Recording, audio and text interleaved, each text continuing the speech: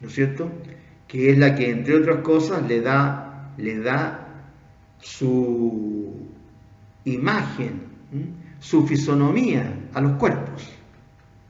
¿Por qué nosotros tenemos esta forma? ¿Por qué las rocas tienen otra? ¿Por qué los insectos? Etcétera. Tiene que haber una ley, la electromagnética, que una las diferentes partes del ADN de cualquiera de los componentes de este mundo que tiene ADN, y le da su forma. O si no, no tendríamos forma, seríamos cualquier cosa todo, ¿no? Bueno, pero esas leyes parece que si hay alguna alteración del universo pueden cambiar. Pero son muchos, no hay ninguna duda que son absolutas en relación con las leyes del hombre. Y sobre todo las ciencias sociales. El hombre va cambiando, ¿no es cierto? Y por ende va necesitando adecuar sus normas. Y por esa razón es que la legislación cambia. Y se van considerando, por ejemplo, en nuestra área de derecho penal, se van considerando conductas como punibles cuando antes no lo eran. O al revés, dejan de ser punibles conductas que antes eran punibles, etc. Entonces, hacer jugar las leyes de los dos universos, el universo de la naturaleza y el universo del ser humano, es muy complicado, ¿no? Porque las leyes no son coherentes muchas veces.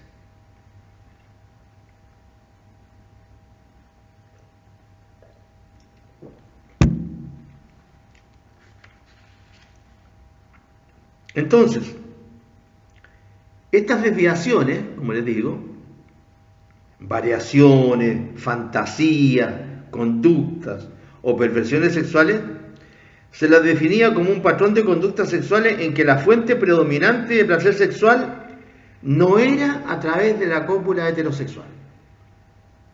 La fuente predominante de placer sexual, o sea, el deseo, el placer sexual, iba por otro lado, no por la relación sexual heterosexual y vía vaginal, preferentemente. En la actualidad se entienden por variaciones, fantasías, conductas o perversiones sexuales a las conductas sexuales eróticas que no son comprendidas por la mayoría de las mujeres, por la mayoría de las personas. Que no son comprendidas por la mayoría de las personas.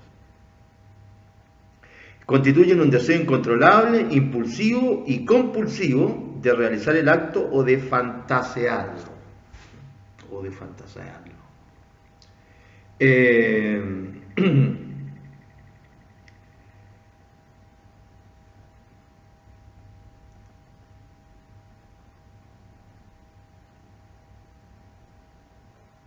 Se trata ahora de una incomprensión de muchas personas a estas conductas. Seguramente que como van cambiando las generaciones, las generaciones actuales van a tener dentro de su cerebro ya ciertas prácticas que la gente que nació en los años 40, que todavía están vivos, ¿no es cierto?, o a los 30 todavía están vivos, y de repente hay uno bien longevo que es de los 20, todavía están vivos, que esas personas no tenían en cuenta. Y seguramente que las generaciones de fines de este siglo, si es que todavía el mundo existe, van a tener todavía más amplitud de criterio, no sé, o de descriterio también. Así que esto va, al igual que el ser humano, cambiando. Las leyes del hombre van cambiando, las leyes que hace el hombre van cambiando. La parafilia proviene del griego para, junto con la palabra philen, para philen, que significa amar. Entonces es una especie de amor paralelo, un amor distinto, que tiene sus propias características, del punto de vista etimológico, estamos diciendo. Etimología que alude a un amor paralelo a la forma convencional, ya que el sexo convencional es heterosexual, es coital, es con finalidad declarada procreativa y en general con el hombre encima de la mujer. Actividad que constreñida así es de imaginar que no se corresponde con la intimidad sexual de las parejas actuales, entre las que existen formas de estimulación diversas y no solo en el inicio de la relación sexual, sino como finalidad en sí misma. Claro, entonces ya no se trata solamente de la cópula heterosexual, coital, vía vaginal, con fin de procrear. Hay muchas otras variaciones. Y aunque hoy se evite utilizar la palabra perversiones, se trata de desviaciones o variaciones en las que existe una recurrente e intensa aparición de fantasías sexuales o conductas que engloban a objetos o animales, niños o adultos, que no dan su consentimiento o que producen dolor y sufrimiento a las parejas o a sí mismos.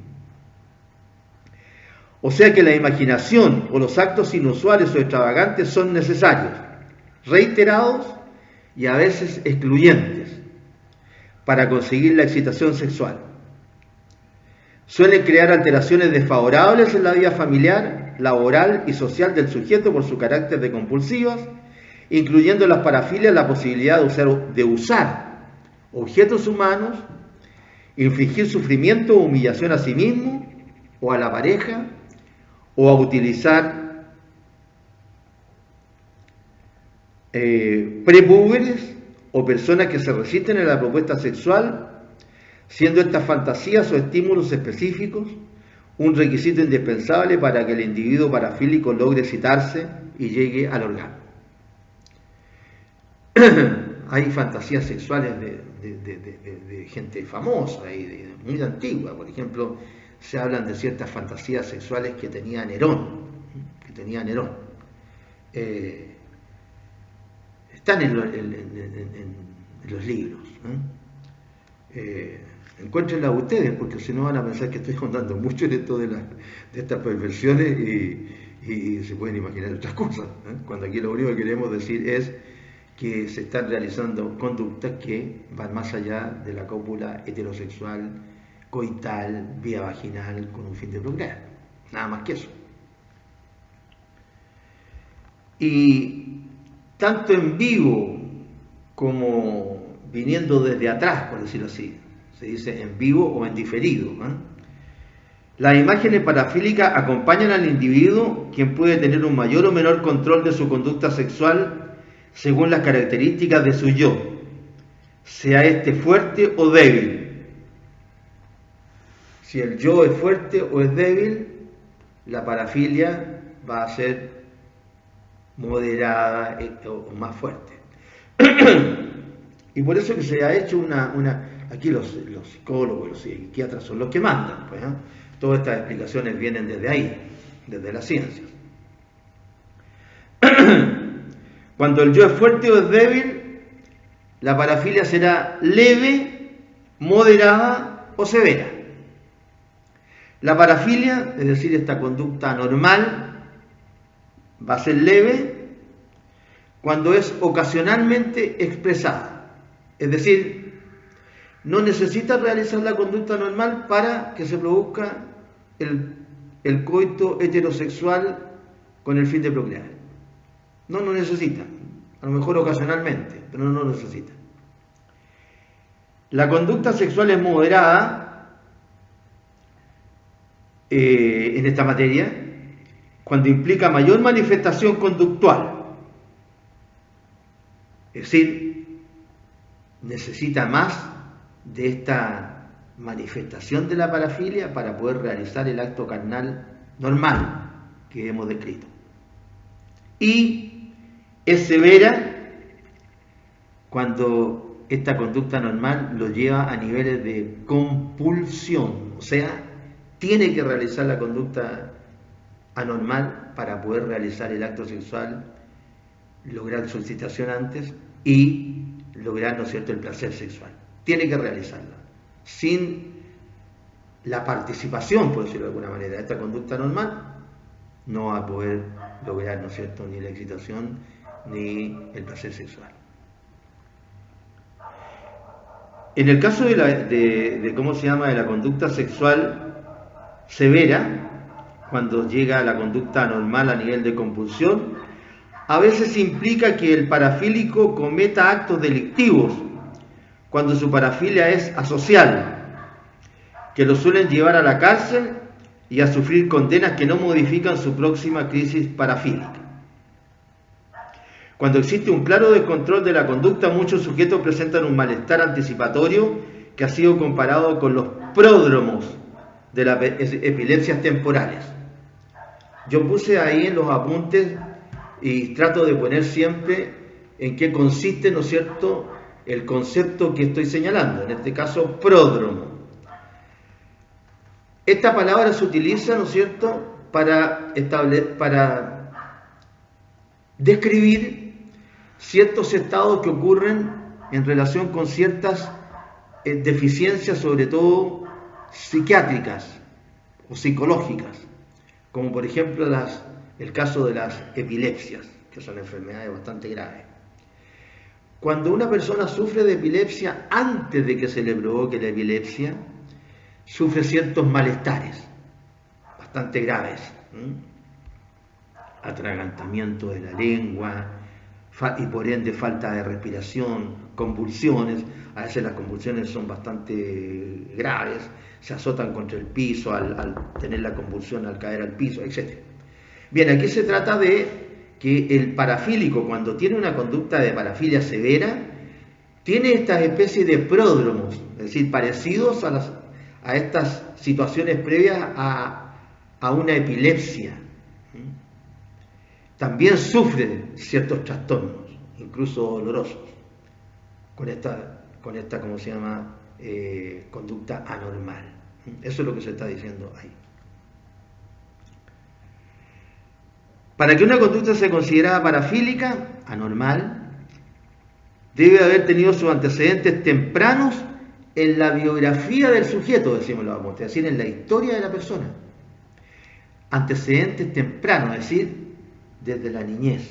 Esto lo dicen los más grandes científicos que han habido en psicología, como por ejemplo, al final vamos a citar al sabio, porque está elevado a la categoría de sabio, de Sigmund Freud. En las historias sexuales levantadas por los expertos a sus protagonistas, la niñez y la pubertad revelan tempranos estímulos visuales, auditivos o táctiles,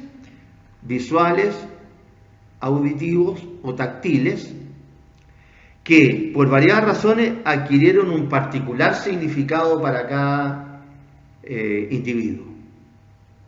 Esas son las cosas que muchas veces los padres no se dan cuenta respecto de sus hijos, porque primero que no tienen los conocimientos de que ciertos hechos que de repente pueden pasar hasta inadvertidos, porque a lo mejor los padres no lo vieron, pero que los vio el menor, a un tercero o algún familiar, etcétera, se quedan grabados en las imágenes del menor. Se quedan grabados. Y después pueden provocarle cuando es adulto, a lo mejor le han provocado una conducta anormal, que puede ser más grave o menos grave, o ser consentida, etcétera. Pero se va grabando desde esa época, según los entendidos. Es decir, no es que cuando las personas cuando están grandes y ven pornografía se le vaya a pegar ahí recién una parafilia. No. Es peor, porque es la vida la que en un momento determinado lo hace. Y fíjense que aquí hay una explicación muy interesante, creo yo, que algunas personas, hombres o mujeres, o más hombres o menos hombres, no sé, menos en cantidad estoy hablando, o más mujeres o menos mujeres, no sé si la saben ya la explicación. A lo mejor se practica pero no se sabe. Dice, voy a leer acá, las explicaciones del por qué predominan las parafilias en los varones y es escasa su aparición en las mujeres tiene que ver con, aquí viene la tremenda explicación, la teoría del predominio de la erotización visual en el hombre versus contra la teoría del predominio de la erotización táctil en la mujer. Es decir, el hombre logra más la excitación sexual viendo y la mujer logra la excitación sexual tocando o que la toquen. Es decir, esto a lo mejor sí, los hombres, como siempre, los hombres andan siempre mirando, ¿no es cierto? Cuando son chicos le andan mirando las piernas a las mujeres, ¿cómo se llama? Cuando se sientan, que eso es bueno. Ahora con las tangas que se usan y todo ya no hay que andar buscando mirarle las piernas a nadie, pero es así. Pero no se sabe que eso es así. ¿Y es así por qué? Porque eso es lo interesante. ¿Eh? ¿A qué se debería esto? Que la erotización en el hombre venga de la vista y la erotización en la mujer venga del tacto. Eso se debe a la posición prenatal. Posición prenatal en el periodo de determinación del dimorfismo sexual cerebral. En el cerebro. ¿No es cierto? Posición prenatal en el periodo de determinación del dimorfismo sexual cerebral. ¿Qué posición tiene el feto en relación con su cerebro en una etapa, ¿no es cierto?, o en las etapas prenatales? ¿Qué tal? Que ahí es donde se remarca más esta forma de erotización del hombre y de la mujer. ¿Por qué en el hombre la erotización viene más por mirar y en la mujer viene más por tocar? Por eso, aquí está la explicación científica. Porque el feto, llamémoslo el feto, no hablemos del embrión todavía, ni de la etapa ovular, pero el feto, a partir del tercer mes, ¿no es cierto?, el feto tiene una posición en el vientre materno, en el periodo en que se está estableciendo el dimorfismo sexual cerebral. Y esa es la explicación de por qué se produce una excitación en los hombres y una excitación en las mujeres. La posición prenatal en el periodo de determinación del dimorfismo sexual cerebral, que implica predisposiciones que la vida postnatal desarrollará en el periodo crucial de los 18 meses. Allí natura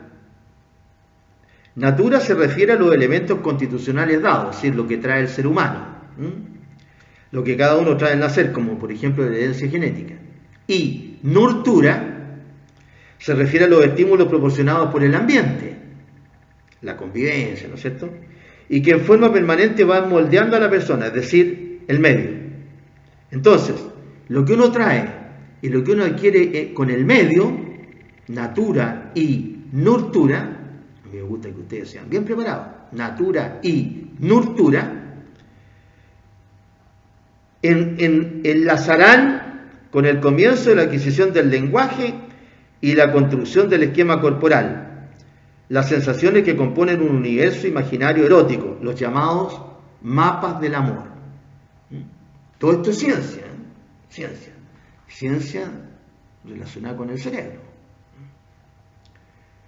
Cuando estudiemos las drogas, vamos a ver una de las grandes cuestiones, no mitos, porque no es un mito, pero cuestiones que el ser humano se tiene que explicar alguna vez, si el que alcance y no se destruye antes,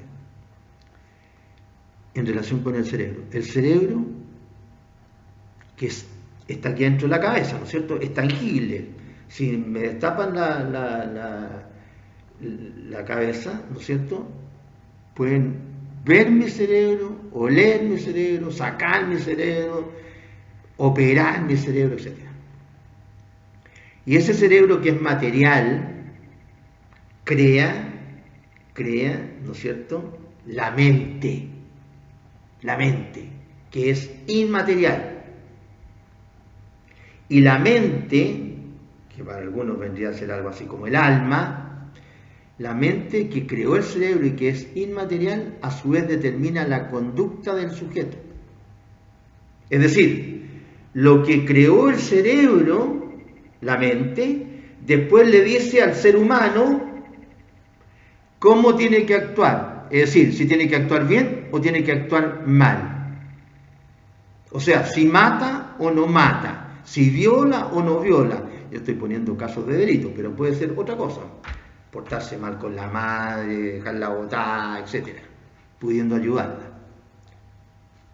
El cerebro material crea la mente inmaterial y la mente crea el comportamiento y por ende las conductas, etc. Y le dicen al cerebro cómo tiene que actuar este ser humano que transporta el cerebro. Difícil de explicar, ¿eh? Bueno, de esas cosas es de las que estamos hablando. Estamos hablando de esta maravilla, que es lo que ha hecho que estemos actualmente en el espacio. Bien simple. Es decir, mapas del amor. Por eso que he creído que muchas cosas que se intuían o que tenían la idea, que eso quiero que vayan viendo las explicaciones de la ciencia en relación con esta materia. Ahora, parece ser que antes de que una persona se fije en otra, ya ha construido un mapa mental, que es un molde evolutivo que se forma en nuestra mente y cerebro. Este modelo proporciona una imagen única del amor, tan único como lo son nuestras impresiones digitales. En ello figura la imagen del amado, sus características arquetípicas, la escena sexual excitante imprescindible para despertar el deseo, encender la excitación y culminar con el orgasmo. A todas las personas se le preguntan, oye, ¿cuál es tu persona ideal para que sea tu pareja? Y todos tienen una idea. Algunos le cuentan así, asá, etcétera, tanto desde el punto de vista físico como del comportamiento, de su forma de ser, etcétera. ¿Por qué? ¿Se le ocurrió?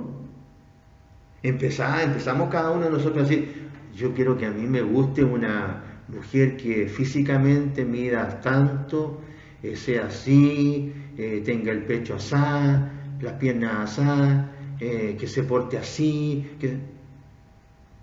¿Nos dijo alguien así que tenía que ser? Nosotros nos pusimos a pensar cuando teníamos obsoletos, teníamos esa idea.